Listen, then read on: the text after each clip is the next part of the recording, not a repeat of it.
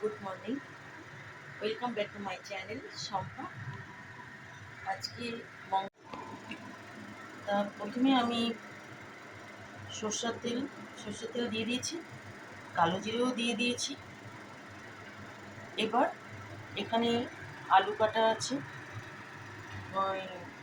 ঝিঙে কেটে রেখেছি, তারপরে তোমার পোস্ত রেডি করে রেখেছি পেস্ট করে, নুন, হলুদ, আর যেহেতু নিরামিষ তরকারি সেখানে মিষ্টি না দিলে তো ভালো লাগে না, সেখানে মিষ্টি চিনি। চলো তোমাদেরকে রান্নাটা করে দেখাই। তা তেল আর কালো জিরে আমি দিয়ে দিয়েছি অলরেডি আগে। তা এখন এই শুকনো লঙ্কা ফোড়ন দিলাম,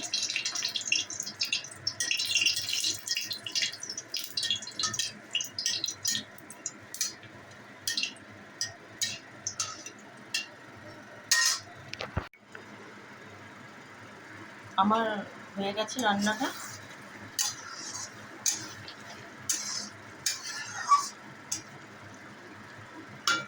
কারণ আমি এরকমই রাখবো, আমি পুরো টাইট করবো না, এরকম একটু ঝোল ঝোল টাইপের দিয়ে থাকবে।